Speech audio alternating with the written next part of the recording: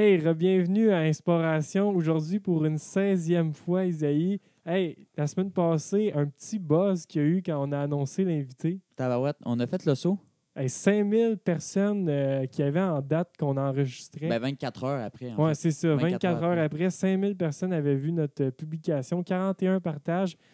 Si vous êtes les 5000 à nous écouter, ben sûrement que le futur Anthony et Isaïe du moment que l'épisode va être publié, on va avoir fait une crise cardiaque en espérant que vous êtes quelques-uns à nous écouter aujourd'hui. Juste avant de commencer, on va mentionner nos commanditaires. Donc, Isaïe, veux-tu nous parler aujourd'hui qui vient nous aider pour avoir une si belle voix? Oui, donc on est encore associé avec Drummond Music, le groupe Drummond Music, qui offre des services de sonorisation, de vente d'instruments, de lutherie, tout ce qui est dans la sonorisation et dans les instruments de musique. Allez les voir, ils nous aident pour avoir un maudit beau setup dans le sous-sol d'Anthony pour qu'on ait une belle voix comme ça. Donc, on les remercie d'être encore avec nous après ces épisodes. Oui. Aussi, on veut remercier le Centre du pneu Patrie. Le Centre du pneu Patrie nous ont vraiment aidés pour, premièrement, acheter le nom de domaine www.inspiration.com. C'est un rendez-vous, les podcasts, les articles du plan de match, la boutique, les profils des rédacteurs sont là. Donc, merci au Centre du pneu Patrie pour ça. Sinon, avec eux, on continue aussi de publier notre podcast sur toutes les plateformes comme iTunes, Spotify, Stitcher, Google Podcasts, etc. Donc, un immense merci au Centre du pneu Patrie. Allez les voir pour votre changement de pneu, changement d'huile, n'importe quel petit bobo sur votre auto. Ça va leur faire plaisir de vous servir. Donc, sinon, juste avant de commencer, allez lire sur le plan de match notre site web où on a 7 rédacteurs qui couvrent 7 sports. Juste pour vous, des articles qui sortent à chaque semaine. Donc, allez voir ça, c'est au www.inspiration.com. Donc, Isaïe, aujourd'hui, on reçoit notre premier invité qui a mis le pied sur des glaces de la LNH. Donc, je vous le présente à l'instant. C'est 193 matchs dans la LNH, 42 points, 351 minutes de punition. Il a joué pour les Nordiques de Québec, les Blackhawks de Chicago. Il a aussi joué 3 saisons avec les Voltigeurs de Drummondville. Il était repêché en 4e ronde dans la Ligue nationale, 74e au total. 188 points en 184 matchs qu'il avait fait précédemment avec les Voltigeurs de Drummondville. Il a joué avec des joueurs comme Denis Savard, Jérémy Roenick, Ed Belfort, Guy Lafleur, Owen Nolan, Matt Sundin, Joe Sakic, Peter Stachny, Michel Goulet, Chris Chelios, Dominique Hachek. Je suis super content de vous présenter aujourd'hui Daniel Vincelette. Bienvenue à Inspiration. Bien, merci beaucoup, premièrement, les gars, de m'avoir invité. Ça me fait plaisir d'être ici. Puis je vais répondre du mieux que je peux à vos questions. Mais c'est nous qui te remercions, Daniel. On est super contents que tu sois là. On va commencer avec la première question qu'on pose à tous nos invités. Comment que ça a commencé le hockey pour toi? Là, je vais creuser fort dans ma mémoire. Moi, je viens de mes parents. Quand je suis né à Mercier, sur la rive sud de Montréal, et puis j'ai commencé à patiner sur une glace dehors vers 2-3 ans. Je me suis pété à Marboulette deux fois. Et puis ensuite de ça, mes parents ont déménagé à Roxton Falls, dans les cantons de l'Est, dans le coin là, entre Drummondville et Granby. Et puis là, j'ai commencé à jouer mon hockey mineur là, dans le hockey mineur à Actonville pour la tombe, puis oui, Bantam, puis ma première année midget. Et puis, c'est un peu ça. Après ça, ça a déboulé pour moi. J'ai été quand même choyé dans la vie de pouvoir passer ces étapes-là et puis d'accéder, qui était à mon rêve, de jouer dans la Ligue nationale un jour. Mm-hmm. Puis c'est quand que tu as pu voir que c'était possible? Parce que, tu sais, moi, quand j'étais jeune, je pensais que c'était possible. Puis j'ai eu Ça n'a pas marché. Non, en tout cas, j'attends encore l'appel. Là. Ça, à 22 ans, il commence à être tard. Là. Mais c'est à quel moment que tu as fait comme, OK, moi, je suis spécial, puis ça se peut que moi, ça se peut que ça arrive. Puis... Ben, écoute, comme n'importe quel jeune, j'ai toujours rêvé de jouer dans la Ligue nationale, mais c'était complètement un rêve. Mais quand est-ce que j'ai vraiment réalisé que j'avais une chance? Et c'est bizarre parce que je suis ici à Drummondville aujourd'hui, c'est que je joue au tournoi de midget de Drummondville avec les cantonniers de Magog. Puis là, il est arrivé des dépisteurs, puis j'entendais parler de mon nom, que j'étais pour être repêché junior majeur. Et puis ici aussi à Drummondville, étant un gars d'Actonville, parce que je reste maintenant à Actonville. Mais là, il y a quelque chose qui s'est passé où il y a une lumière qui s'est éclairée qui me dit que j'aurais une chance. J'ai fait les sacrifices pour, j'ai travaillé pour, puis c'est arrivé. C'est comme ça que j'ai espéré à jouer un jour dans la Ligue nationale. OK. C'est vraiment intéressant. Puis là, une fois que tu as été repêché dans la Ligue junior, là, tu es arrivé avec les Voltigeurs, tu as joué 3 ans, tu as eu des statistiques qui sont plus que respectables. C'était quoi ton rôle avec les Voltigeurs en tant que joueur? Veux-tu nous parler un peu de quel type de joueur tu étais? Ma première année junior, Drummondville était supposé d'avoir un super gros club qui espérait accéder à la Coupe Memorial. Il y avait des joueurs comme Tom Caralis, James Gasso, Steve Duchesne, il y avait Steve Pépin, Guy Benoit. On avait une super de bonne équipe. Maintenant, la première année, quand tu rentres dans le junior majeur à 17 ans, c'est quand même assez difficile, c'est intimidant. Et dans le temps, il y avait des initiations et tout le tralala. Ouais. Mais j'ai quand même pris ma place. Et puis, on joue pas mal moins souvent à 17 ans. Et puis, la première année, on s'est rendu en finale pour aller à la Coupe Memorial. Puis la Coupe Memorial était, je crois, même à Drummondville cette année-là. Puis là, moi, je travaillais dans le parking parce que c'est Shawinigan qui nous ont battus. Là, les joueurs des Voltigeurs, on s'est impliqués pour la Coupe Memorial. Mais on a vu ça des estrades. Ce que je veux dire, on n'a pas réussi. Mais l'équipe hôtesse n'était pas invitée dans ce temps-là? Non. Je ne vois pas par mémoire. Je ne me rappelle pas pourquoi. Mais c'était soit la première équipe de l'année puis l'équipe des playoffs. Okay. Je crois que c'était comme ça, mais par mémoire. Et puis l'année d'après, ma deuxième année à 18 ans, il y a un clic qui s'est fait vraiment dans mon. J'ai pris confiance, la première des choses, beaucoup de confiance. Ouais. Puis j'ai commencé à peut-être à jouer un style de jeu qui me donnait un avantage, c'est que j'ai jamais été un super gars de talent. Je ne suis pas un Wayne Gretzky, un Mario Lemieux ou même un Guy Lafleur. J'étais plutôt on appelle ça en anglais un grinder, qui est un joueur qui va dans un coin de patinoire et qui aime ça brasser un petit peu. J'ai découvert, quand je jouais un peu plus robuste, que je m'achetais du temps, que je pouvais jouer avec plus la rondelle, puis que le monde commençait à me craindre. Mm-hmm. Fait que ça m'a donné terriblement confiance. Puis, j'avais été repêché par les Blackhawks à 17 ans. Ouais. À 18 ans, tout s'est débloqué. Et puis, mon année de 19 ans, j'ai été blessé cette année-là. J'ai été même...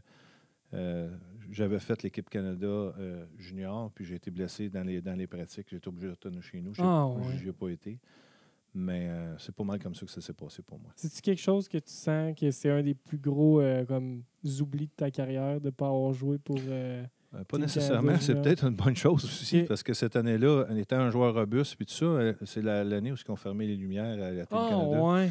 Fait que, je veux dire, écoute, je le regardais à la TV, c'est sûr que c'était avec le cœur gros que je regardais ça, mais c'est tous des bons souvenirs. Ce que je veux dire, c'est que si je retournerais dans ma carrière de hockey, c'est sûr qu'il y a des choses que je ferais différentes. Mais je peux vous dire une chose, c'est que j'ai vraiment trippé. J'ai vraiment eu du fun. On avait des équipes de fêteux. J'ai fêté. J'ai eu du fun. Puis, je veux dire, le seul regret que j'aurais de ma carrière de hockey, c'est quand j'ai joué Midget 3, j'ai perdu en finale. Quand j'ai joué junior majeur, j'ai perdu en finale. Je suis allé en finale de la Coupe Stanley, j'ai perdu en finale. Je suis allé en Europe, j'ai perdu en finale. Donc, moi, ce qui me manque là, pour me rendre heureux, ce serait une belle grosse bague. Mais j'ai juste passé proche. Je n'ai pas. Ouais, mais moi, ça me fait capoter l'affaire de fermer les lumières. Là. J'ai de la misère à comprendre. Voulez-vous expliquer ça? Toi, tu sais pas c'est quoi? Non? En finale de l'équipe Canada Junior, c'était l'équipe Canada contre les Russes. Puis en fin de la game pour la médaille d'or, ça a commencé à brasser sa glace, puis il y a eu une bagarre générale. Puis la seule manière qu'ils ont été capables d'arrêter ça, c'est qu'ils ont fermé les lumières. Puis les deux équipes ont été disqualifiées, je pense. L'équipe Canada Junior ont gagné la médaille d'or, mais ils les ont enlevés à cause de cette chose. Fait que c'est comme ça que ça a fini. J'ai de la misère à réaliser que ça pourrait arriver aujourd'hui, surtout avec tout ce qui se passe par rapport aux bagarres. Je veux revenir à ton repêchage. On dirait que moi, c'est une journée qui me fascine, le repêchage. Comment ça s'est passé, toi? Est-ce que tu es allé sur place? Oui, c'était à Toronto. OK. Donc, mes parents, on a conduit jusque là-bas. Et puis, mon agent était Bob Pernaud. OK. Je pense que Bob a encore des joueurs. C'est Stéphane Fizet maintenant qui a acheté sa business. Je pense que j'étais supposé que ce que mon agent m'avait dit, que je vais sortir en deuxième ronde. Donc, de deuxième ronde, aller en quatrième ronde, c'est assez long. Surtout que je ne parlais pas anglais du tout. Zéro. Fait que j'entendais mon nom, puis 20 lettres en anglais, disons que ça ne se dit pas très, très bien. Fait que j'ai même pas su, quand j'ai été repêché en quatrième ronde, j'écoutais plus vraiment parce que j'avais plus le focus. J'étais un peu déçu. Mais je pense qu'avec un recul, quand mon père me dit c'est toi, puis mon agent m'a dit c'est toi, je suis allé en bas, j'ai rencontré la direction de Bob Pulford, puis Denis Savard, puis tout le monde qui avait là, j'étais quand même content. Mais c'est quand même intimidant pour un jeune de 17 ans là, qui se ramasse avec des Al Secord, Steve Larmer, Denis Savard, Marc Bergevin, qui étaient là sur place, des Canadiens français. C'est quand même assez intimidant de passer en travers de ça, mais on ne regrette rien. Oui. Tu as joué avec Marc Bergevin. J'ai regardé ça, puis dans les années que tu as joué, il était pas mal tout le temps là avec les Blackhawks. Comment il est comme coéquipier? Parce que nous, on le voit avec ses habits flashy, un peu un joker. Puis comment il est? Toi, tu l'as vraiment connu autrement? Bon, je vais vous décrire Marc là, comme moi je le connais. C'est premièrement, on est resté 2 ans ensemble. On était cochons. Je restais avec lui chez eux. Donc, pour moi, c'est un ami personnel. Mais Marc... Tu l'as-tu dans ton sel? Oui, c'est sûr. OK. Ben là, on est... Ça, c'est sûr, certain que j'ai ça. Je le vois à peu près 2 fois par année. On se texte pas mal souvent. Même le dernier épisode a été les 4 juillet. Je ne sais pas si vous avez vu l'épisode. Puis ça, c'est un épisode que je vais toujours me rappeler de ma vie. C'est quand j'étais là, sa mère est décédée. OK. Alors, j'ai vu tout... moi, j'ai tout compris ce que j'ai vu à la télé, mais le monde ne savent pas que Marc était très près de sa mère. Ouais. Fait que ce que j'ai vu à la télévision, ça m'a touché vraiment. Ça a coûté une manette. Mais Marc, c'est un bon ami à moi. Je veux dire, ça reste dans le respect. C'est pas quelqu'un que je côtoie tous les jours, peut-être 2 fois par année. On va manger ensemble, puis on prend une bière ensemble. Mais Marc, c'est un gars qui est très jovial, qui adore la mode. C'est un gars qui se tient en forme au maximum et puis qui est extrêmement sensible. Par la grosseur de ses bras. Oui, il est extrêmement sensible. Mais c'est un gars qui est toujours en joke. Fait que moi, le Marc Bergevin que je vois à la TV, puis le Marc Bergevin de tous les jours, ça ne coordonne pas dans ma tête parce que c'est un bouffon. Mais c'est une très bonne personne. Qui a le cœur à la bonne place, puis je pense qu'il fait une super bonne job. Hey, c'est fou, là. Pour vrai, quand il fait des échanges, puis il signe des joueurs, des fois, t'as-tu le goût genre d'y demander comme des insights de sa job ou quand vous voyez, vous parlez plus d'autres choses pour essayer de sortir ça? Ben là, il y a plusieurs choses. Non, on ne parle jamais de hockey. La première des choses, je pense que c'est son travail. Puis la dernière chose qu'un joueur de hockey veut parler, on parle de n'importe quoi d'autre sauf ça. Mais ça va plus loin que ça. Ce que je veux dire, c'est que, exemple, si tu regardes l'organisation du Canadien en ce moment, Claude, l'entraîneur, son nom de famille m'échappe. Claude Julien. Claude Julien. On a joué ensemble à Halifax.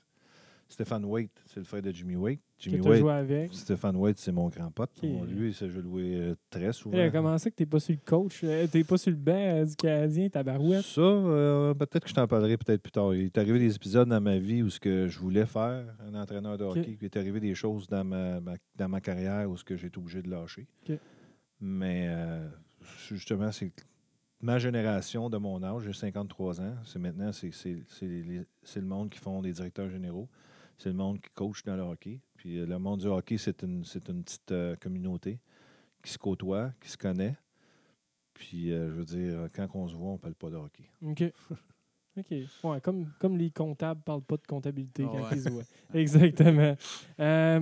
Ton premier camp, comment c'est d'arriver dans une chambre avec tous des joueurs de hockey comme des Denis Savard, des Marc Bergevin? Très intimidant. Je suis arrivé là-bas, j'avais 17 ans. Je ne parlais pas anglais du tout. Tu t'en vas dans une ville comme Chicago, qui est extrêmement rough comme ville. Surtout dans le temps, c'était le Chicago Stadium. Tu ne vas pas là à pied. C'est très, très dangereux. C'était. Maintenant, ça a changé. L'aréna a été détruite et reconstruite. Ils appellent ça United Center maintenant. Ouais. Alors, dans le temps, ça s'appelait le Chicago Stadium. C'était l'aréna la plus intimidante de la Ligue nationale. Alors, le premier jour que tu arrives, puis tu vois toutes ces personnes-là, les Al Secord, Ben Wilson, Denis Savard, Steve Larmer, Steve Lodzik, je te parle des Steve Thomas, Adam Creighton, c'est assez intimidant parce que, tu es un Canadien français qui arrive, qui ne parle pas, puis là, eux autres sont habitués dans leurs affaires, puis tu ne peux pas leur parler, ils ne peuvent pas te parler. C'est assez spécial. Donc, cette fois-là, mon père et puis mon oncle et puis un de ses amis étaient venus avec moi pour m'accompagner. Eux, on joue au golf. OK, ouais. Puis moi, j'étais allé aux pratiques, puis j'ai fait le camp d'entraînement, mais c'était la première journée, là, c'était un 20 km de vélo avec un 5 km de marche. Je m'ai toujours m'en rappelé toute ma vie. Le lendemain matin, je ne marchais plus. Je pensais que j'étais en forme, mais je n'étais pas vraiment en forme. Ouais. Fait que c'était une bonne expérience, par contre, mais c'est intimidant, très intimidant. Puis c'est quoi le quotidien? C'était quoi ton quotidien de joueur à l'époque dans la Ligue nationale? C'était comment ça marchait? Ben, là, on parle d'un recul de 30 quelques années. Là. Aujourd'hui, je ne peux pas dire que c'est la même chose, mais nous, on avait des pratiques à 10 h le matin chaque jour. Okay. Je partais avec Marc. On restait environ 1 heure dans l'aréna. On descendait, on faisait notre pratique. Ça durait quand même 1 h 30. Après J'aime que tu as dit je partais avec Marc, puis nous, on n'a rien dit. On a fait ben oui, c'est normal. C'est normal parce que ça reste que c'est un être humain. Ouais. C'est les médias ou la télévision qui fait que ces hommes-là sont très populaires. On reste au Québec, donc le hockey, c'est notre vie de tous les jours. Mais c'est ça. On arrivait à l'aréna le matin, on faisait notre pratique, on retournait l'après-midi. Puis, je veux dire, on avait des jours de match jusqu'on on pratiquait le matin. Puis, on avait on appelle ça en anglais des morning skate. Pas juste des morning skate. On avait des choses organisées où on devait rencontrer du monde, Okay. dans les hôpitaux, des affaires de même pour des charities. Mais puis après ça, il y avait beaucoup de voyagements par avion parce qu'on dans ce temps-là, maintenant, c'est des vols nolisés, mais dans le temps, on voyageait avec d'autres personnes. Donc, on était mêlés avec le monde dans les avions. Fait que c'était pas mal ça qui était le quotidien là, pour moi. Ce qui est assez inconcevable aujourd'hui de mettre les joueurs du Canadien dans les avions de tout le monde. Ben, écoute, les budgets ne sont pas les mêmes, ça c'est sûr et certain. Là. Je veux dire, les salaires moyens aujourd'hui, on parle de plusieurs millions de dollars, 1,5, 1,6 millions. Dans le temps. C'est quoi le salaire minimum quand tu jouais? Minimum, il n'y en a pas. Tu peux jouer gratuit si tu veux. Non, je te parle d'un salaire moyen, là, c'est à peu près. Le salaire moyen est à peu près 300 000 $. OK. Quand même. Américain. Oui, américain. Tu as joué des matchs de série, quand même quelques-uns. Tu t'es rendu jusqu'à la finale de la Coupe Stanley. C'est quoi la différence entre un match de saison et un match de série? On avait beaucoup. Ce que je veux dire, c'est que là, il y a eu un petit peu de voyagement à travers de ça quand j'ai été échangé de Chicago à Québec et après ça, je retournais à Chicago. Donc, les années, là, je pense, je vois par mémoire, je pense que c'est 92 qu'on a joué contre les Penguins de Pittsburgh en finale de la Coupe Stanley. Ce que je dois te dire, c'est que j'étais là, mais j'avais le pied cassé. J'avais reçu, au début des playoffs, j'avais reçu une shot de Brett Hull sur le pied. Qui était reconnu pour avoir un pas mauvais lancé. Là. Fait que j'étais dans le plâtre. Donc, je suis honnête, j'ai pas joué la finale de la Coupe Stanley, malgré qu'en finale, j'étais prêt pour jouer, puis ça a passé proche que je joue. Mais j'ai pas joué. Donc, j'ai pas joué aucun match en finale de la Coupe Stanley. J'étais là sur le roster, mais j'ai pas joué. Vous avez perdu en combien? En 4. OK. Ça avait été quand même assez expéditif. Pittsburgh avait une très bonne équipe. Oui. OK. Puis, c'est ça la différence entre un match de saison et un match de série, genre en termes de préparation, en termes d'ambiance, la ville. Ben, pour un joueur de hockey de Ligue nationale, l'année, j'explique un peu comment ça marche. Ça marche encore comme ça aujourd'hui. Ton salaire de base que tu gagnes, que ce soit 10 millions ou 300 000 $, c'est payé sur 30 semaines de salaire. Okay. Donc, ce sont les semaines de saison régulière. Quand tu tombes en série, c'est complètement pour l'honneur et puis tu es payé par bonus. Chaque joueur négocie ses bonus. Puis après ça, il y a la Ligue aussi qui embarque par-dessus ça. Fait que c'est comme un recap. C'est comme jouer pour l'honneur, mais c'est plus valorisant parce que c'est la bague puis tu es reconnu pour un champion. Une fois que tu es un champion... personne qui peut te l'enlever. Personne qui peut te l'enlever. C'est pour ça que je dis que j'aimerais ça d'avoir une bague, mais je n'en ai pas. Mais ce que je veux dire, c'est qu'il faut avoir du respect pour le monde qui joue dans les séries éliminatoires puis faire ce qu'ils font aujourd'hui, être dans une bulle pendant quasiment 2 mois de temps, sans voir tes enfants, sans voir ton épouse, sans voir d'autres mondes. Moi, j'ai tout mon respect pour ces gars-là. OK. Oui, parce que, tu sais, des fois, on entend des histoires comme quoi qu'il y en a qui jouent un petit peu moins bien dans la bulle parce qu'ils n'ont pas la tête à la bonne place. Puis là, le monde s'enflamme assez rapidement sur le cas de ces joueurs-là. Mais toi, tu te serais moyen vu jouer dans une bulle? Ça doit être pas facile. Ce que je veux dire, c'est que tu as vraiment, à un moment donné, tu as des enfants, tu as des épouses, tu parles au téléphone avec ton épouse, tu as des troubles avec les enfants à la maison, des troubles de parenté, de père, de mère, de frère, de sœur. Faut être capable de. C'est beau avoir les sous, mais pas être capable d'aider ta famille puis d'aider ton monde autour de toi. Je pense que ça doit devenir assez fatigant mentalement. Et puis aussi, ce que je trouve dur, c'est qu'ils sont vraiment là pour le hockey, pour le hockey. Mais dans la vie, il y a ça. Mais il y a beaucoup d'autres choses aussi. Ce que je veux dire, ça prend un petit peu. C'est comme faire une sauce à spaghetti. Ça prend pas juste des tomates. Ça prend des oignons, ça prend des champignons. c'est ça. C'est un peu la même chose dans la vie d'un joueur de hockey, je pense. Fait que vous l'aurez appris ici, une vie de joueur de hockey, c'est comme une sauce à spaghetti. Ouais. Puis là, tu l'as dit tantôt, ben en fait, on le sait, tu as joué pour les Nordiques de Québec. Toi, enfant, tu étais fan de qui? Montréal ou Québec? Ou aucun de ces choix, peut-être? Non. J'ai toujours été petit gars. J'avais mon gilet de Guy Lafleur. J'ai toujours été un partisan du Canadien. Non, c'était le C'est le Canadien. Canadien. Oui, absolument. OK. Fait que là, tu as été changé au Nordique. Là, t'étais-tu déçu? Parce que là, moi mettons, personnellement, je joue n'importe où dans la ligue, je t'ai changé à Boston. Moi, Boston, j'ai les haïs. Je voudrais pas jouer pour Boston. Et toi, pour jouer les Nordiques, comment c'était? Bien, il faut voir le contexte de la patente. Parce que quand j'ai été échangé, j'étais des mineurs.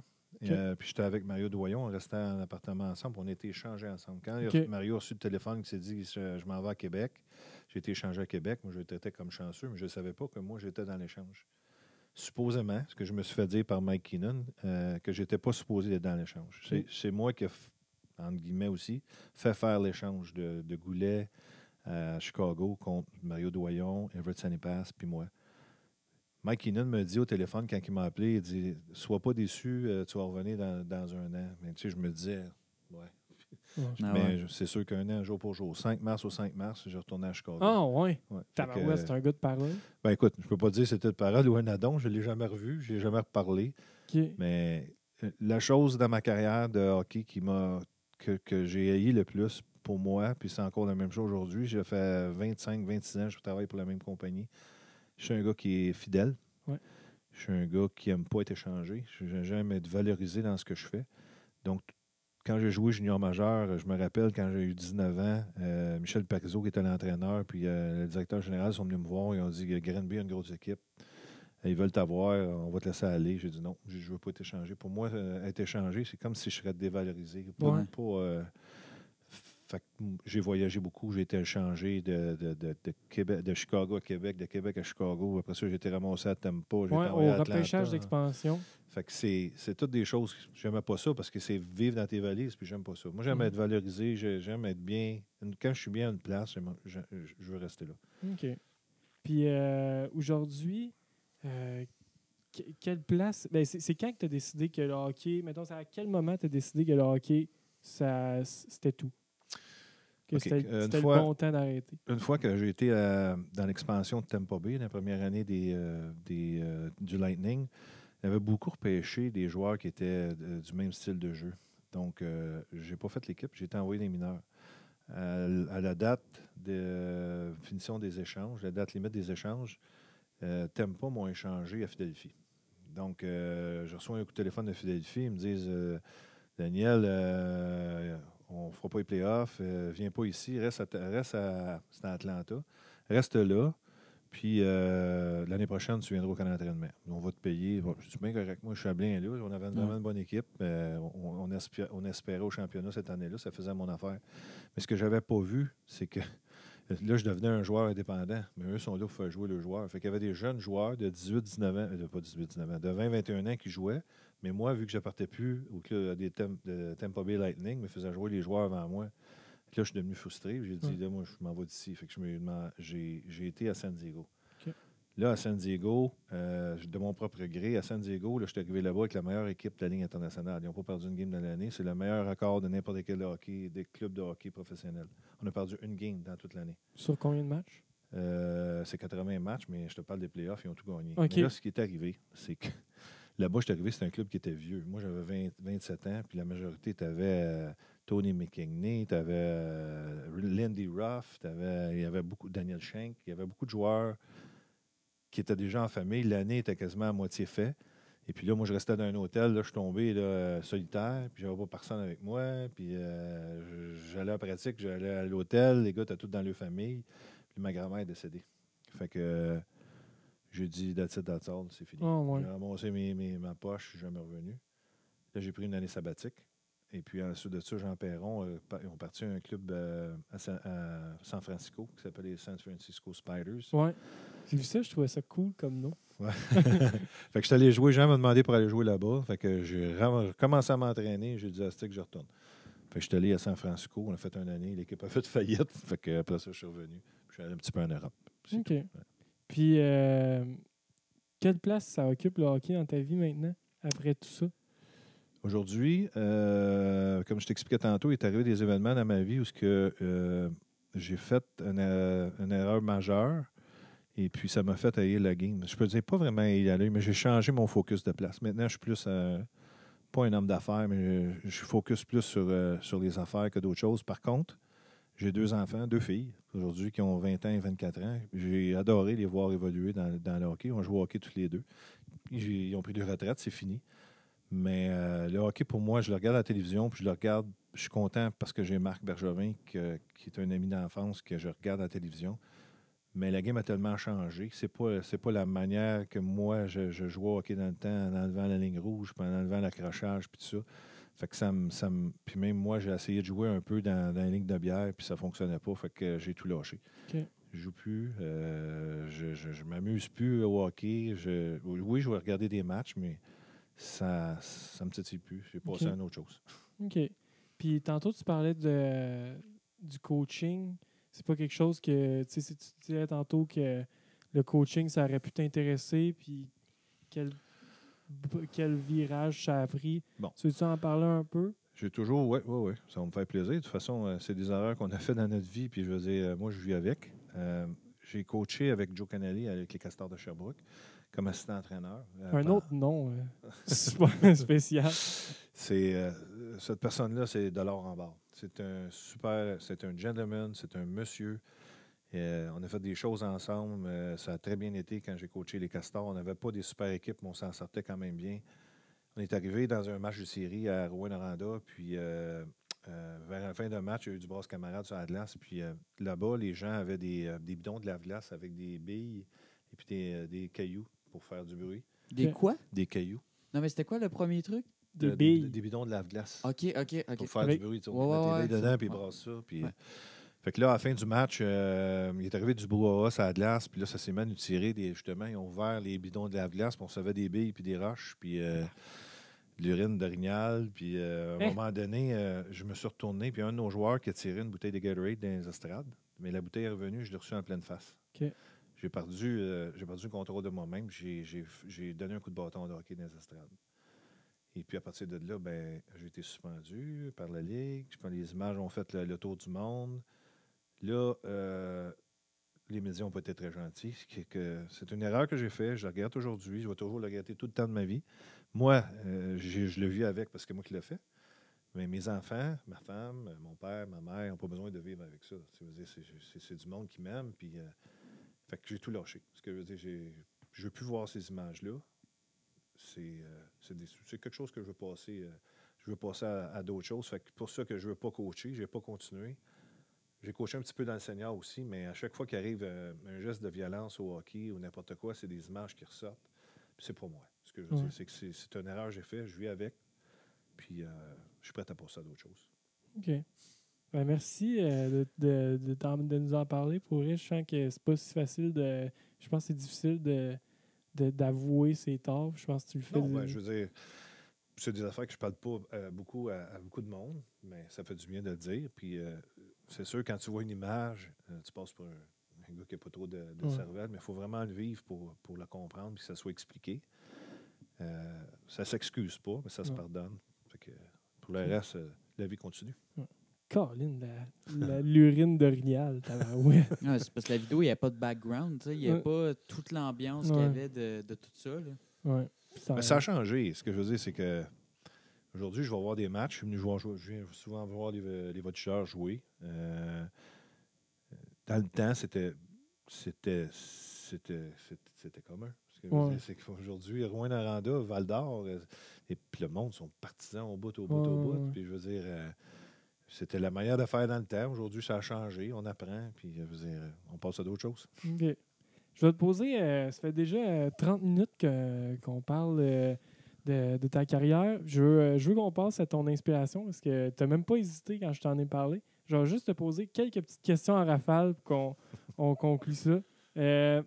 Ton premier match, tu veux-tu nous en parler un peu? Comment tu as vécu ça? Oui, je vais toujours m'en rappeler, c'était à Chicago. La chambre des joueurs est en dessous de la glace. Donc, il faut monter des... Puis, je ne sais pas si vous connaissez le Chicago Stadium, c'était l'aréna la plus bruyante. OK. Pas juste dans la Ligue nationale de hockey. C'était la place. Alors, de monter les escaliers, puis d'entendre l'hymne national, puis avoir les goosebumps, là, les chairs de poule, puis le poil droit de ses bras, c'est quelque chose que tu n'oublieras jamais. Puis c'est à chaque match que c'était comme ça. Mais c'était énervant parce que, aussi, quand j'avais 19 ans, que je fini on était éliminé ici par les votes jugeurs. J'étais allé jouer la Ligue nationale à 19 ans dans les playoffs à Détroit.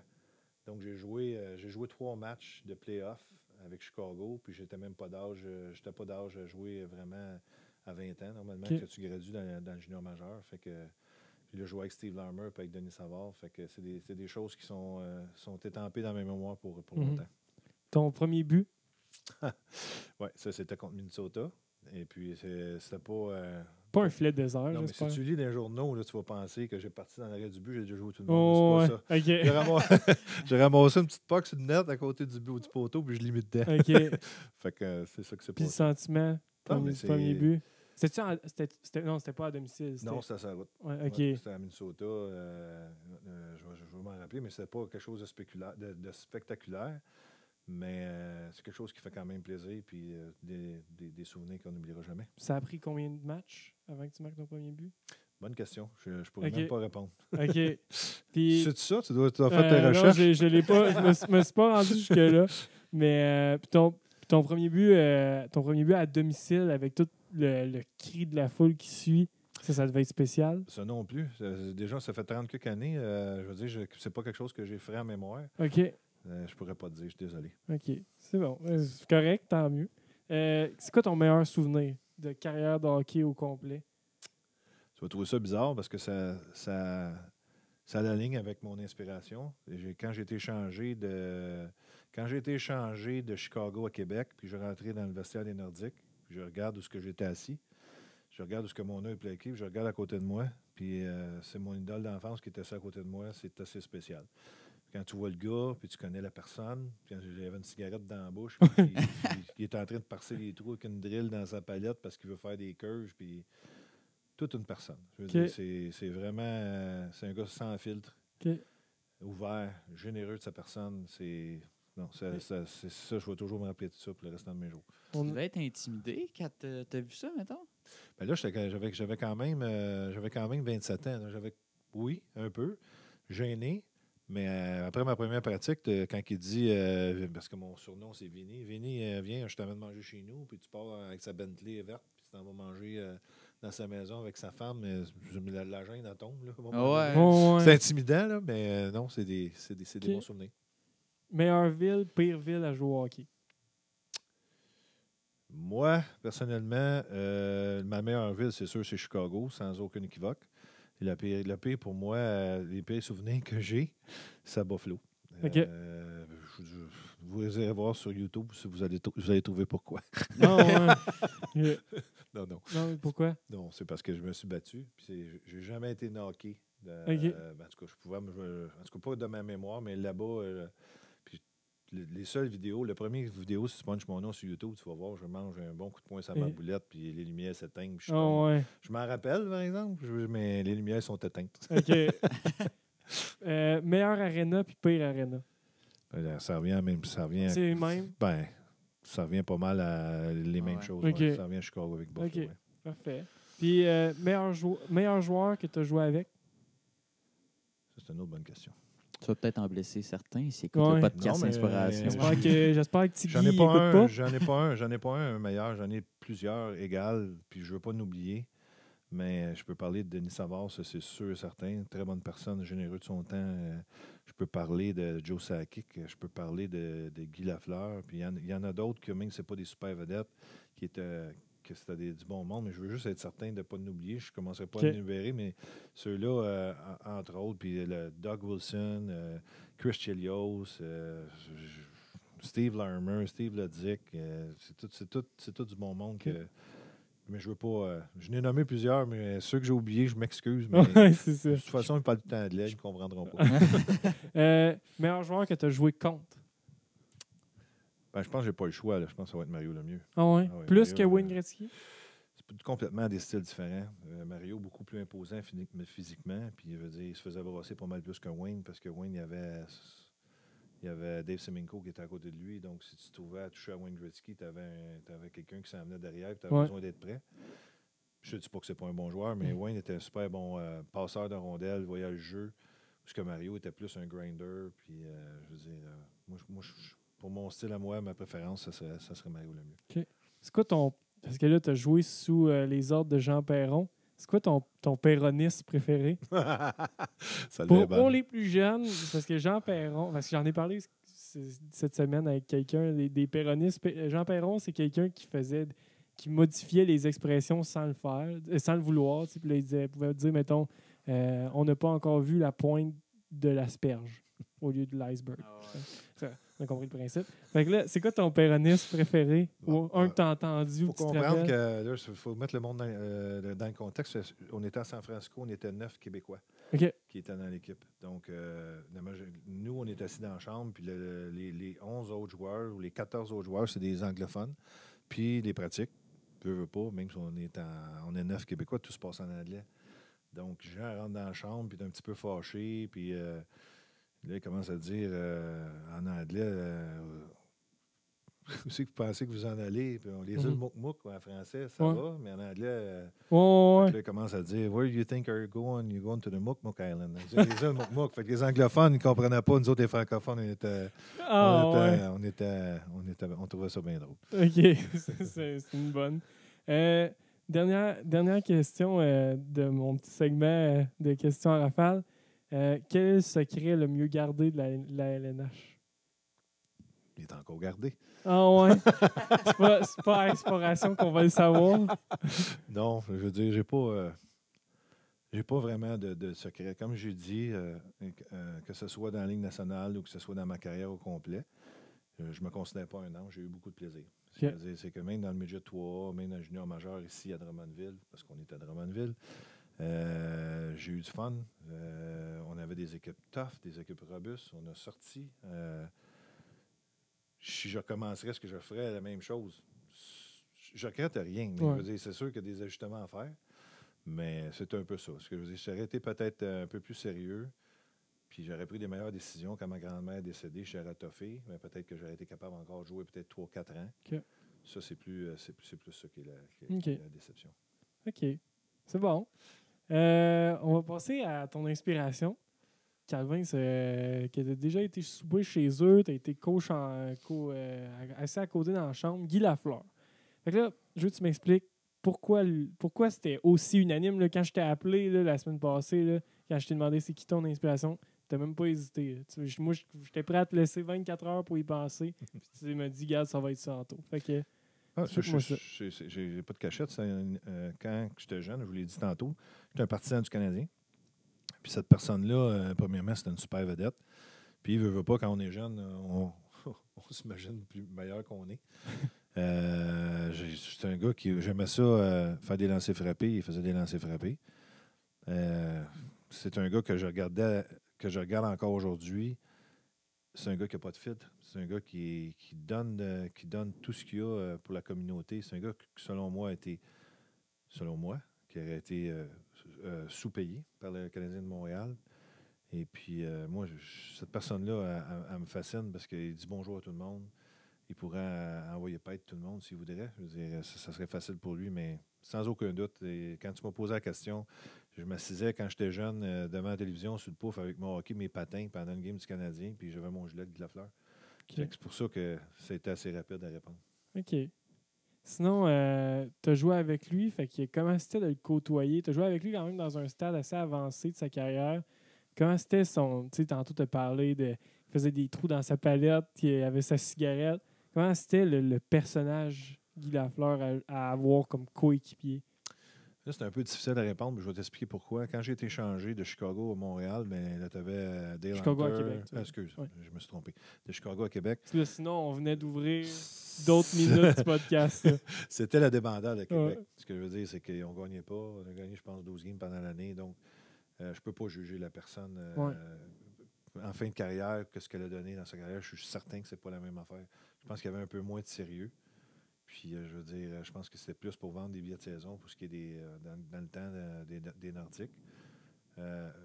Mais la personne en tant que telle, c'est une super bonne personne. Je veux dire, c'est de l'or en bas, ce gars-là. Je veux dire, c'est rare que ça va parler contre quelqu'un. Puis, je veux dire, comme je te disais, ça n'a pas de fil. Tu vas dire, si tu l'entends à la radio aujourd'hui ou à la télévision, il va dire vraiment ce qu'il pense. Puis, c'est pas qu'il se fout des autres, mais c'est vraiment ce qu'il pense. Puis, c'est pas un yes man. Il va dire vraiment ce qu'il a à dire. Puis, si ça fait pas ton affaire, mais moi, c'est ça qui est son avis. C'est ça c'est ce qu'il pense. Puis est-ce qu'il y a un moment dans ta carrière, jeune ou plus avancé, quand tu as joué avec lui, tu t'es inspiré de lui dans sa façon d'être comme joueur ou comme personne? Pas vraiment. Je vais être honnête, moi, c'était plus le rêve d'être comme lui, d'être populaire, d'être champion compteur, d'être une super vedette, d'avoir l'envie, de faire l'envie de tous les jeunes.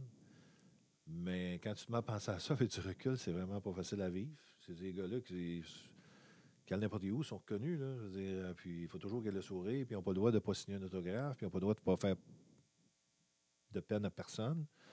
Alors, c'est plus ça que tu t'imagines quand tu es petit ou quand tu es jeune, que ça doit être une super vie. Mais dans le fond, quand tu arrives devant et que tu as toutes ces contraintes-là chaque jour de vie publique, puis de te promener, d'aller dans un restaurant que tu es sûr, tu vas voir, c'est sûr que tout le monde te reconnaît, ça ne doit pas être facile. Sens-tu que tu aurais été capable de vivre, de jouer dans la LNH d'aujourd'hui, que tout est autant médiatisé? J'ai pas une bonne. J'ai pas eu, avec les événements de Rouyn-Noranda, ce que j'ai compté tantôt, j'ai pas une haute estime des médias. Ouais. Parce que la bonne publicité, c'est toujours le fun. Mais quand tu te fais salir comme ça sur la place publique, tu es toujours sur tes gardes. Donc, ça, c'est ce qui est un peu plus dur. Donc, j'ai tendance à dire que je ne voudrais rien savoir d'aujourd'hui, de me faire décortiquer ma vie. Surtout pas jouer à Montréal parce que c'est difficile.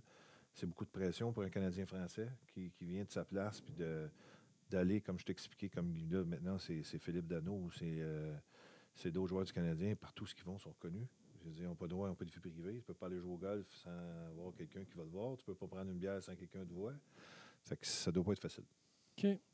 Puis, on revient à Guy Lafleur. Comment tu pourrais le décrire? Est-ce que, tu sais, on a quelques auditeurs qui sont jeunes. Comment tu pourrais le décrire comme joueur de hockey en termes de style de jeu? Y a-t-il un joueur que tu pourrais comparer qui joue présentement ou qui a joué dans un passé un peu plus récent? Non, ça, je peux pas te dire, Anto. J'ai jamais vu un gars comme ça. Ah, Ce que je ouais. veux dire, c'est que tu peux pas fumer un paquet de cigarettes par jour puis flyer sur la glace de même, puis toujours le premier à embarquer sur la glace, toujours le dernier débarquer de la glace, voir du monde, jaser avec le monde, signer des autographes. C'est une machine. C'est vraiment un gars spécial. OK. Puis, moi, ça me fait... J'avais déjà vu une vidéo d'un genre de reportage de comme RDS ou le réseau de TV qui couvrait le Canadien du temps. Puis là, c'était comme Guy Lafleur qui arrivait au tournoi de golf du Canadien, tu sais, qui est comme la première affaire avant le camp d'entraînement ou quelque chose. Puis là, il demandait, puis ton été, Guy? Puis là, il disait, je fais du wakeboard, je joue au tennis. Hey, c'est un joueur qui répond ça là, au prochain camp d'entraînement. Premièrement, il est sorti de Montréal. Puis deuxièmement, il se trouve plus un contrat dans la ligue. Là, si tu fais rien de ton été, mais rien, je veux dire, pas aucun training. Moi, ça me fait... Mais ça a changé. Ça me fascine. Dans le temps, c'était comme ça. C'est vers quand la transition? Moi, je pense que c'est dans mes années que ça a changé. Ce que je veux dire, c'est qu'on entendait parler, les gars, même quand j'ai rentré à Québec, Je me rappelle quand je suis parti de Chicago à la Québec, je suis arrivé là-bas, puis le soir, j'arrive, puis on jouait à Winnipeg.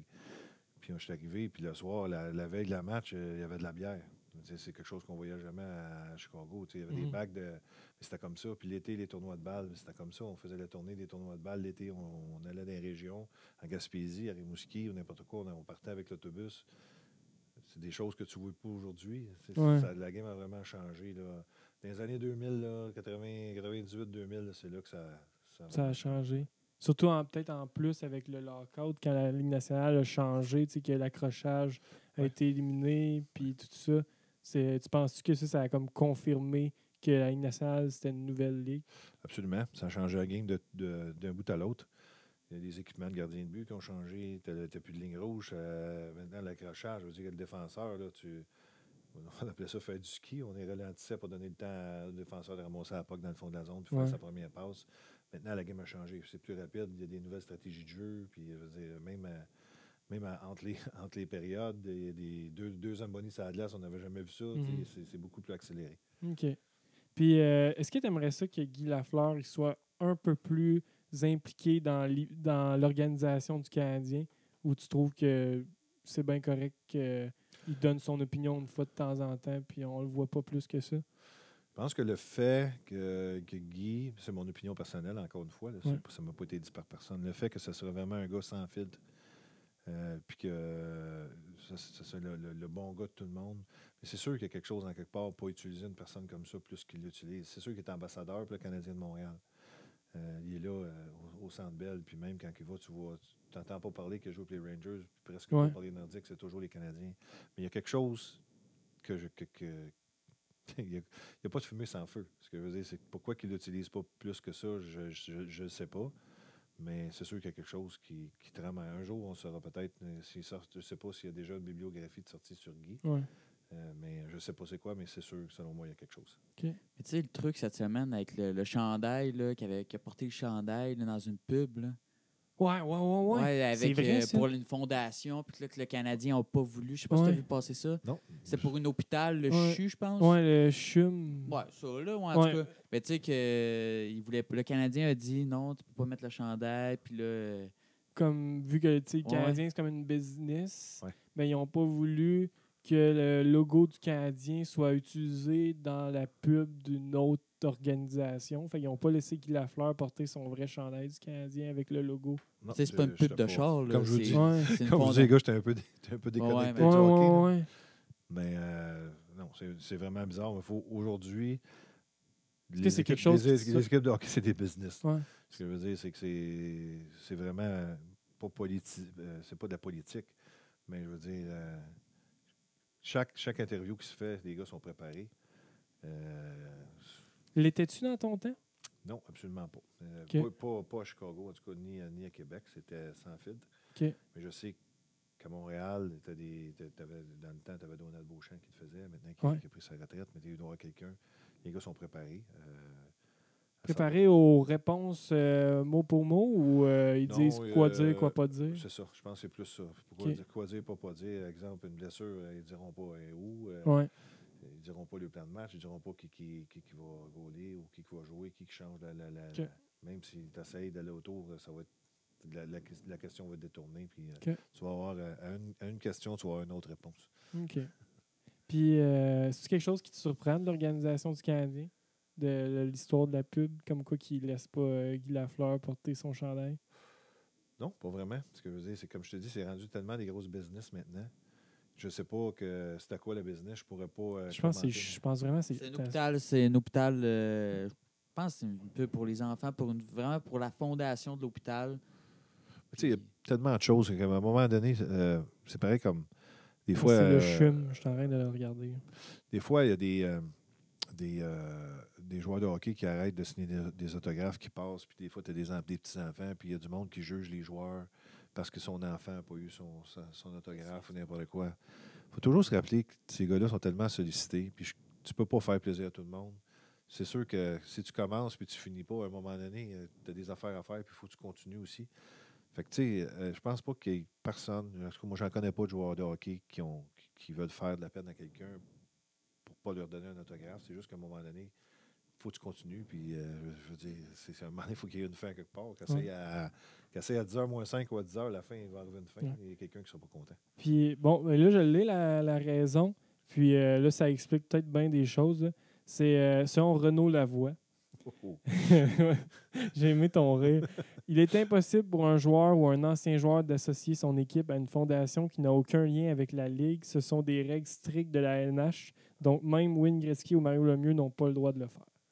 Fait que, bon, donc, c'est réglé. C'est pas la faute du Canadien, c'est la faute de la Ligue. On en règle-tu des affaires? On en règle-tu des affaires inspiration? On en règle en tabarouette. Bon, on revient à Guy Lafleur.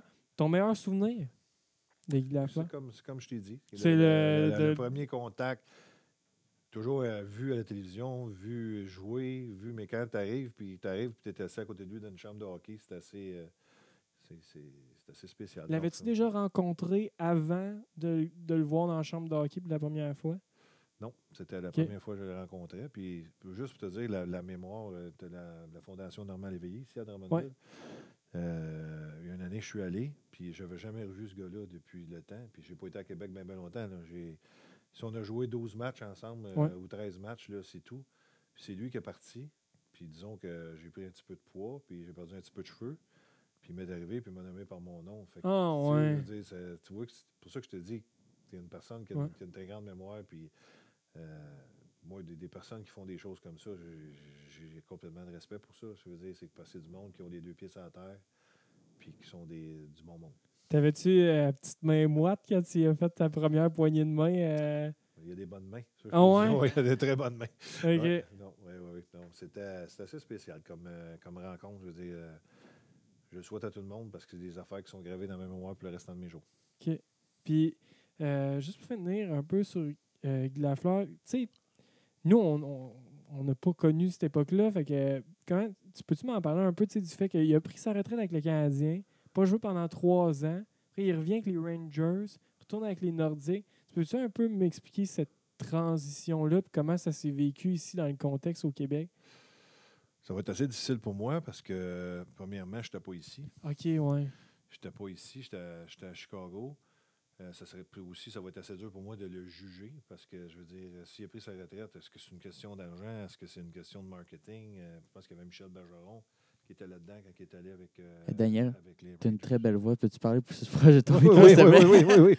Je l'entends pas très fort. OK, je recommence. Ce que je parlais, c'est quand il a pris sa retraite puis qu'il est retourné jouer avec les Rangers, je pense que c'est à cause de Michel Bergeron. Okay. Michel Bergeron avait quitté les Nordiques puis était rendu là-bas à New York. Fait que probablement que le fait que Michel était là-bas, que ça a donné le goût peut-être de revenir à Guy. Maintenant, après ça, à Québec, comment ça s'est passé, je n'ai pas la mémoire vive. Mais les raisons pourquoi est-ce qu'il l'a fait, sûrement parce qu'il aime la game, parce qu'il est un Canadien de Montréal pour le restant de ses jours. Il est ambassadeur, puis je pense qu'il doit avoir quand même un papier plan de pension. OK. Puis ça n'a jamais été une possibilité qu'il revienne avec le Canadien après sa retraite? Je pense pas. OK. Pour finir, y a-t-il d'autres modèles que tu aurais pu venir nous parler aujourd'hui, soit dans d'autres sports, soit au hockey aussi? Y a-t-il d'autres inspirations que tu aurais pu aussi, ça aurait pu être d'autres choix après Guy Lafleur? Il y en a plusieurs. Ce que je veux dire, c'est qu'à un moment donné, il faut toujours que tu penses dans ta vie avec qui, pourquoi et comment. Ça, c'est mon père qui m'a inculqué ça dans le temps que j'étais jeune. C'est toujours de rappeler ces choses-là, avec qui, comment et pourquoi. Alors, il y a du monde qui ont du succès dans la vie. Il faut toujours donner au suivant. Ce que je veux dire, c'est que beaucoup de monde, exemple, Guy Lafleur en était un, il était super bon pour la game, puis il redonne encore aujourd'hui à la communauté. J'en ai vu plein. Ce que je veux dire, c'est que les gars le font tout, dans son généreux de leur temps. Qu'on parle de Chris Chelios, qu'on parle de Jeremy Roenick, qu'on parle de Joe Sakic, qu'on parle de Denis Savard, qu'on parle de Marc Bergevin. Les gros noms, veut pas. Ceux qui sont les meilleurs dans leur sport se rappellent toujours avec qui, comment et pourquoi. OK. Donc, c'est pas mal que ça que je voulais dire. Parfait. Isaïe, on commence nos 4 segments. Oui. Est-ce que tu suis un peu la Ligue nationale? Les finales, mettons, en ce moment. Là. À distance, non. Je veux dire, là, je sais qu'il est en finale. Je regarde, mettons, un match sur 4 à peu près. OK. Bon, ben d'abord, tu vas pouvoir répondre. Donc, notre premier segment s'appelle Épais ou génie. Oh boy. Donc, on va voir pour celle-là Dans quelques 2 jours. semaines Ouais, max. 2 semaines. Si c'était un épais ou un génie. Et même nous, on va pouvoir répondre. Tampa Bay. Oh my God! Donc, ça répondait à la question. Oui. Ouais, direct ça. Qui va être le gagnant de la Coupe Stanley? Donc, Tampa Bay? Je crois que oui. Parce Ok. que, je veux dire, il y a Pourquoi, ouais? trop de profondeur dans cette équipe-là. Puis ils sont dus. Puis, je veux dire, il y a plus de Québécois. Non, sincèrement, je pense qu'ils ont une Ok, meilleure boomer. équipe, plus d'expérience aussi. Parce que là, pendant qu'on fait l'enregistrement, c'est 1-1 Ouais. la série. Exact. Isaïe, ton choix?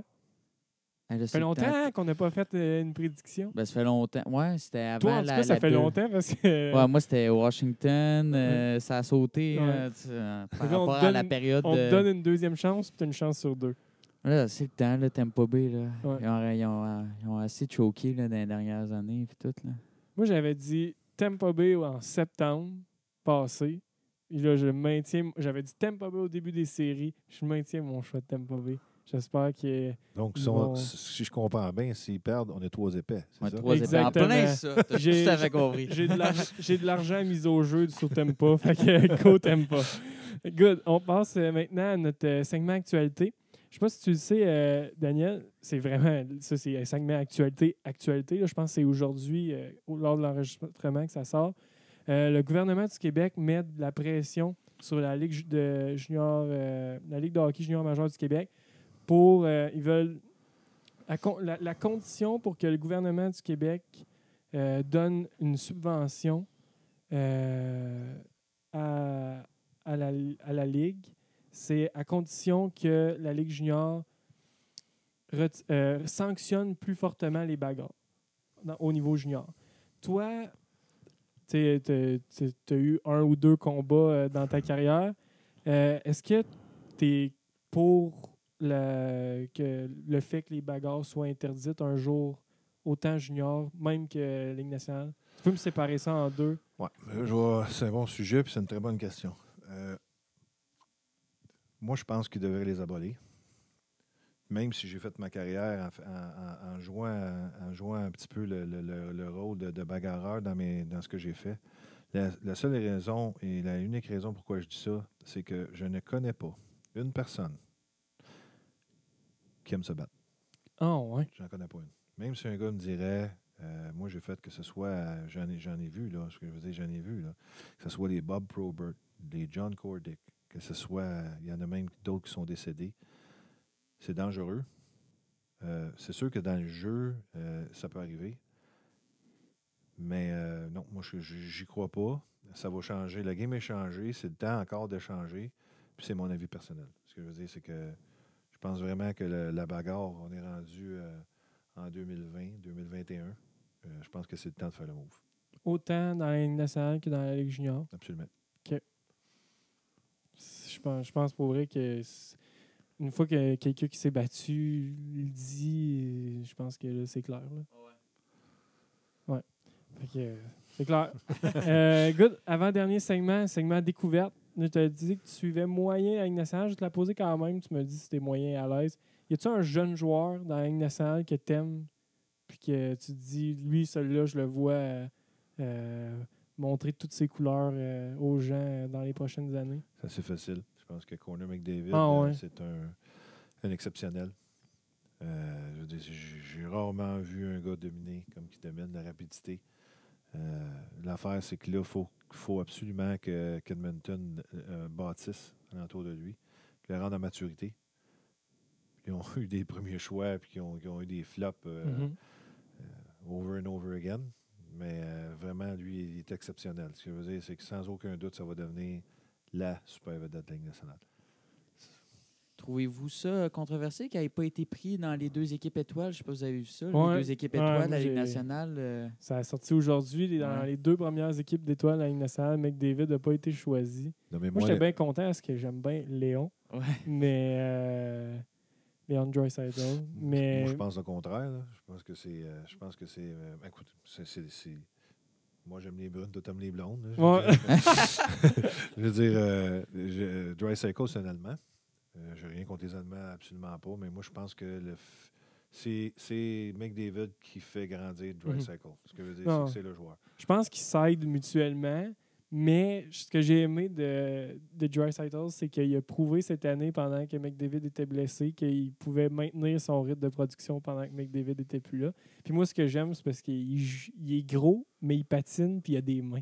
Je trouve que c'est le plus beau joueur de hockey. Je l'aime tellement. On moi, s'en Léon. reparle à la même date l'année prochaine. Parfait. On te réinvitera, Daniel. Good. Dernier segment. Tu as répondu un peu tantôt, mais j'aimerais ça pousser un peu cette question-là en profondeur. Tu m'as dit que tu serais moyen vu jouer pour le Canadien avec toute la pression, là, comme en tant que Québécois à Montréal. Est-ce que tu comprends les joueurs qui veulent, autant les Québécois que pas les Québécois qui ne veulent pas venir jouer à Montréal? Je suis honnête, je pense que oui. Il faut vraiment que tu sois un kamikaze Ah ouais. pour venir jouer à Montréal, ou ben non, que tu aies une carapace très forte ou que tu aies très confiance en tes moyens. Il n'y en a pas beaucoup de Québécois. Dans le temps, en 86 ou même la dernière Coupe Stanley en 93, il y avait Gilbert Dionne, il y en a quasiment plus de Québécois qui viennent à Montréal. Alors, poser la question, c'est y répondre. Ouais. C'est très difficile de faire décortiquer sa vie au complet. Puis passer du penthouse au shithouse, c'est assez facile à faire aussi. Tu as un exemple de Jonathan Drouin, qui est un excellent joueur de hockey, selon moi, mais qui ne vient pas à bout de sortir de sa coquille parce qu'aussitôt qu'il commence à faire de quoi de positif, c'est un dieu. Puis le lendemain, si ça ne marche pas, ben c'est un. On l'échange. Ouais, c'est ça. Fait que ça doit pas être facile de jouer avec la mentalité puis de se promener dans ta ville. Puis parce que veux pas, même si tu demandes tous les joueurs lisent les journaux, tous les joueurs ont un radio dans leur auto. Puis la majorité, comme si c'est n'importe quoi, la presse positive, c'est le fun. Mais la presse négative, ça va vraiment te chercher. Je ne peux pas répondre pour Jonathan, mais un jour, on le saura sûrement, ou même n'importe quel Canadien français qui joue pour le Canadien de Montréal, que ce soit Dano, aujourd'hui, que le monde, ou que ce que je lis sur l'Internet ou dans les journaux, qu'ils pensent à l'échanger. C'est vraiment pas facile. Puis c'est dur de jouer à Montréal. Puis la raison majeure, c'est les médias. Ce que je veux dire, c'est difficile pour un joueur de vraiment s'épanouir et puis quand tu es. Comment je dirais bien ça? Quand tu cherches de la merde, tu trouves de la merde. C'est un peu ça. Donc, c'est sûrement très différent. En tout cas, pour moi, personnel, c'est sûr qu'aujourd'hui, dans le temps, j'aurais peut-être aimé ça, mais aujourd'hui, avec du recul, puis je vois comment ça se passe, absolument pas. Ça ne m'intéresse pas. OK. Puis est-ce que tu penses que c'est plus, mettons pour les gens qui ne viennent pas du Québec, là, est-ce que tu penses que c'est plus la pression des médias, plus la température ou plus la situation des impôts qui repousse les joueurs? C'est un mélange de tout ça. Ah ouais? Ben, si. C'est bien beau si tu es payé, puis tu gagnes, je sais pas, moi, je veux dire 1 million, puis tu dois en payer 49 ou 48 en impôts. Puis ailleurs, tu gagnerais 1 million, puis tu en payes 32. Ça répond à ta question. Si tu as le choix de jouer sur le soleil de l'Arizona ou en Floride, ou d'avoir dans 6 pieds de neige, tu as ta deuxième réponse. Puis la troisième, ben, si tu as la chance de jouer comme incognito en Floride ou en Arizona ou ailleurs, ou de te faire décortiquer ta vie, tu as ta troisième réponse. Donc, c'est comme au baseball. 1 prise, 2 prises, 3 prises. C'est mon avis, mais je veux dire, c'est ce que je pense. C'est public, puis je sais que probablement, il y a du monde qui ne partagera pas mon avis, mais je les respecte, puis je demande tout simplement d'être respecté là-dedans, c'est tout. En terminant, c'est quoi ton meilleur conseil que tu donnerais à un jeune qui aspire à une carrière dans la Ligue nationale, à tous ceux qui vont être repêchés là, en 2 semaines?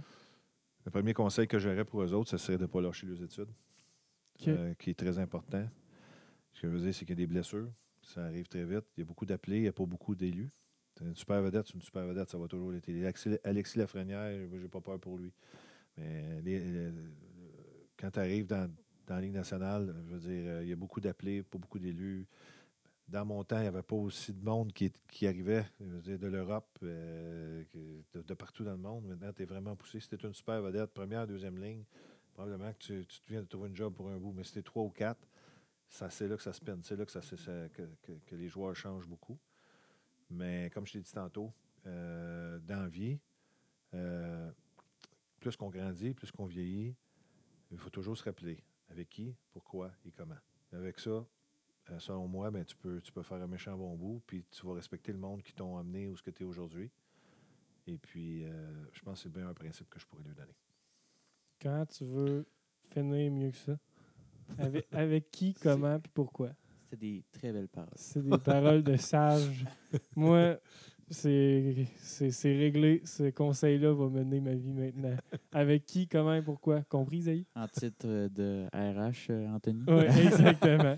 Là, donc, on va finir ça là-dessus. Hey, merci, Daniel. Pour vrai, là, j'ai été captivé. Là. Moi, c'était calme, c'était relax. C'est pour vrai un immense merci. C'est moi qui vous remercie d'avoir venu, puis j'ai vraiment ouvert mon cœur. J'ai parlé avec vraiment ce que je pense. Puis je me demande, il y a sûrement du monde qui ne trouveront pas ça, qui ne sont pas d'accord avec moi. Puis je veux dire, t'aurais dû faire ci, t'aurais dû faire ça, mais il est trop tard. C'est en arrière de moi. Puis c'est vraiment ce que je pensais. Puis merci à vous autres d'avoir reçu. Puis s'il y a d'autres occasions, ça me fera plaisir de revenir. Ben, tabarouette, c'est sûr qu'on va te réinviter. Ça marche. Good. Hey, merci, Isaïe. Merci à toi. Quel épisode. Ça a été wow. J'ai vraiment, pour vrai, j'espère que vous, à la maison, vous avez aimé ça autant que nous, parce que moi, pour vrai, j'ai capoté. Ça faisait longtemps qu'on n'avait pas parlé de hockey. C'est vrai, ça Depuis fait quelques Max épisodes. Vanout. Ouais. Donc, Marc-André Fleury. Donc, ça a été parfait. Pour vrai, là, moi, j'ai capoté. Donc, en terminant, on vous encourage à aller nous suivre sur Facebook, Instagram, Twitter. On est là sur les trois. Sinon, allez downloader et nous suivre sur Spotify, iTunes. Allez mettre 5 étoiles sur YouTube. YouTube aussi. Hein? Ouais, YouTube. Oubliez-le pas. Ouais, oubliez pas. On a des petits projets pour YouTube bientôt. Fait que suivez-nous, c'est sûr qu'on va vous en parler. Puis, c'est ça, allez nous mettre 5 étoiles sur iTunes. Ça nous fait super plaisir. C'est ce qui est le plus payant pour nous. Puis, allez www.inspiration.com, la référence pour du sport qui est différent du rds.ca puis de ces grands sites web-là. Donc, on se dit, Isaïe, à dans 2 semaines pour un prochain concept d'inspiration. Oui, merci beaucoup de Drummond Musique et le Centre du Pneu Patrie également de nous encourager. Merci beaucoup, Daniel. Merci les gars, ça me fait plaisir.